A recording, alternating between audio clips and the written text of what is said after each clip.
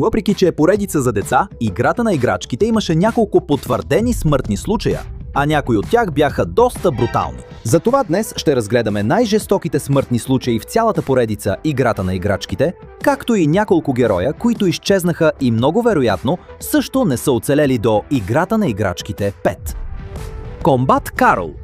През цялата поредица Играта на играчките сме виждали няколко версии на Комбат Карл. Най-известният вероятно е този, който се появи в Играта на играчките на ужасите. Но първият Комбат Карл, който видяхме, имаше съвсем различна история. В първия филм Играта на играчките от 1995 година Сид Филипс завързва ракета на гърба на Комбат Карл, запалва я и го взривява на хиляди парчета. Филмът ни показва само експлозията и след това повече не виждаме нищо от този Комбат Карл. Така че това беше първата потвърдена смърт в цялата поредица. Мухата, която умря на визиора на Бъс. В същия този филм се появява още една смърт, която трае по-малко от секунда и почти никой не я помни. След като Уди изхвърля Бъс през прозореца, Бъс успява да се качи на колата на майката на Анди, за да го преследва и да си отмъсти. Но когато влиза през люка на покрива, виждаме как една муха се блъска в визиора на каската му и остава напълно смачкана. И да, тя е мъртва, защото дори вътрешностите й са излезли. На практика каската на Бъс се оказва като предното стъкло на кола. Бъстър. Спомняте ли си Бъстър? Дакелът, който подариха на Анди за Коледа в края на първия филм. По това време най-вероятно Бъстър е бил на около 3 месеца. В Играта на играчките 2 вече го виждаме като възрастно куче на около 2 години. Но в Играта на играчките 3 той вече беше куче в напреднала възраст. Трудно му беше да ходи, беше напълнял доста и вероятно беше на около 12 години. В Играта на играчките 4 той не се появи, защото остана да живее с майката на Анди. Но по това време Бъстър вече трябваше да е на около 13 години. Това означава, че за Играта на играчките 5 Бъстър ще е на 15 години. Дакелите обикновено живеят между 12 и 16 години. Това зависи от техния размер и грижите, които получават. И като вземем предвид състоянието, в което видяхме Бъстър в Играта на играчките 3, най-вероятно за Играта на играчките 5 той вече ще е починал. Така че оставете своя лайк и коментар в името на верния приятел на Анди. Скот, кучето на Сид.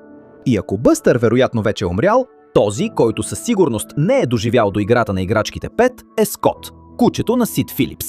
Скот вече беше възрастно куче още от първия филм. Не знаем точно на колко години беше, но дори да е бил само на 2 или 3, за Играта на играчките 5 вече щеше да е на около 17 или 18 години. Така че Скот също щеше да е починал от старост много преди да започне петият филм.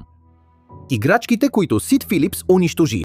Но кучетата не бяха единствените жертви, свързани с Сид Филипс. Сид не малтретираше само своите играчки. Момчето се забавляваше, като правеше операции, сменяше главите, откъсваше части и събираше останките от различни играчки, за да създаде нова. Един от най-ясните примери е Джейни, куклата на сестра му Хана. Сид й маха главата и я заменя с тази на птеродактил, като част от това, което той нарича двойна трансплантация на мозък.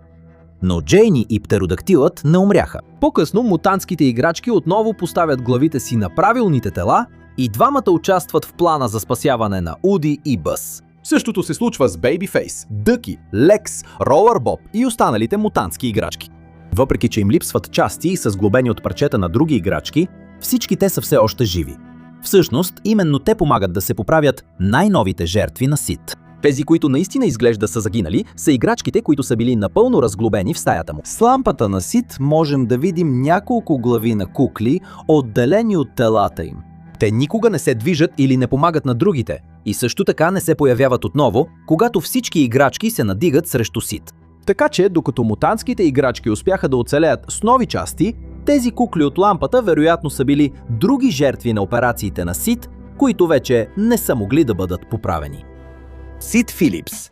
И тъй като говорим толкова много за Сид Филипс, трябва да споменем смъртта, която мнозина вярват, че Пиксар е скрил в Коко. В Играта на играчките 3 отново виждаме Сид, който работи като буклукчия. Знаем, че е той, защото все още носи същата черна тениска с череп, която имаше когато беше дете. Също така има по-дълга коса, слушалки и прави музика с кофите за буклук.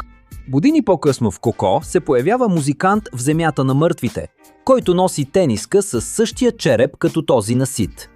Той също има дълга коса. А Пиксар никога не са казвали, че това е Сид, така че тениската може просто да е препратка.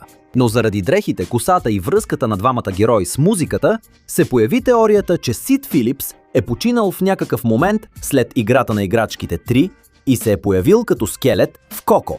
Така че това не е потвърдена смърт, но ако този герой от Коко наистина е Сид, поне знаем, че се е посветил на музиката, а не е станал сериен убиец. Уизи. В Играта на играчките 2 се запознахме с Уизи, пингвина, който на практика започна целия филм. В началото той беше напълно тъжен, защото свирката му вече не работеше и знаеше, че майката на Анди ще го продаде на разпродажбата в двора. Уди успява да го спаси, Анди го поправя и накрая изглежда, че всичко завършва добре за него. Но в Играчките 3 повече не го видяхме. Той не се появи и в четвъртия, нито в петия филм. Тогава какво се случи с Уизи? По формата си и звука, който издаваше, Уизи беше една от онези пискливи играчки за кучета. Една от теориите е, че той е попаднал на друга дворна разпродажба, някой го е купил като играчка за домашния си любимец и кучето му го е съсипало. Може би не беше Бъстър, но след толкова години и колко крехък беше още от Играчките 2 Уизи, едва ли би оцелял до петия филм. Вие как мислите? Какво му се е случило? Гари. Спомняте ли си Гари? Старецът, който поправяше Уди в Играчките 2. Ето един любопитен факт. Това е същият старец, който е главен герой в късометражния филм на Пиксар «Играта на Гари», където играе шах срещу самия себе си. Когато се появи в Играчките 2, Гари вече изглеждаше на около 65 до 70 години. Ако вземем предвид годините, които минават до Играчките 5, тогава той вече ще е на около 80 или дори повече. Освен това, в Играчките 4 се появява негова снимка зад щанда на антикварния магазин. Това накара мнозина да мислят, че Маргарет, собственичката на магазина, може да е била негова съпруга и че Гари е работил там, реставрирайки предмети преди да почине. Снимката не потвърждава, че е починал, но ясно показва, че Гари е имал някаква връзка с магазина, а поради възрастта му е много вероятно за Играчките 5 вече да е бил починал и тази снимка да е един от спомените, които е оставил там. Фалшивата смърт на Зорг. Имаме и предполагаемата смърт на Зорг в Играчките 2, въпреки че тук трябва ясно да се обясни какво точно се е случило.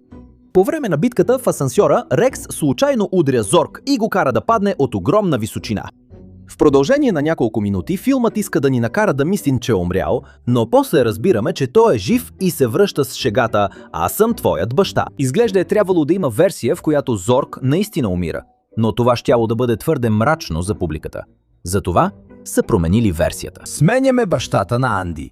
Много хора са се чудили защо Анди никога не е имал баща, присъстващ в нито един от филмите. В продължение на години се разпространяваше история, че бащата на Анди е бил първият собственик на Уди. Според тази версия, когато е бил дете, се е разболял от полиомиелит, запазил е Уди през целия си живот и преди да умре го е дал на сина си. Теорията стана много популярна, защото уж била разказана от Джо Ранфт, един от сценаристите на Пиксар.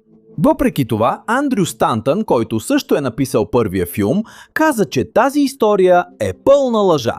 Така че смъртта на бащата на Анди от полиомиелит не е част от официалната история. Но Пиксар също така не са обяснили какво всъщност се е случило с него. Затова много хора все още вярват, че е починал преди събитията от първия филм. Сами Саламандра. В Играта на играчките 5 се запознахме с Сами Саламандра, домашния любимец на Бони. Но когато Уди пита дали това е същият Сами, когото познаваше от другите играчки, му обяснява, че всъщност това е Сами Саламандра номер 2. Сами Саламандра номер 1 е починал преди началото на филма. Това определено е още една потвърдена смърт в поредицата. По-нататък, когато играчките откриват, че пластмасовите им ръце не работят върху екрана на Лили Лилипут, хващат Сами номер 2 и използват един от краката му, за да го управляват. Но после го пускат и Сами избягва сред растителността. Сами номер 2 не умира в тази сцена. Последното, което виждаме, е, че успява да избяга. Въпреки това, по време на надписите вече се появява Сами Саламандра. Номер 3. Това не потвърждава, че вторият е умрял. Така че най-логичното е Бони никога не е успяла да го намери, след като е избягал, и просто го е заменила с друг. Но така или иначе, за много кратко време Бони вече беше загубила две различни саламандри. И като се има предвид, че една саламандра може да живее от 5 до 30 години, когато е добре гледана, това показва, че Бони е ужасен собственик на домашни любимци. Смъртта на Бъз в Game Boy Color. И за финал имаме едно почетно споменаване, което не всички знаят.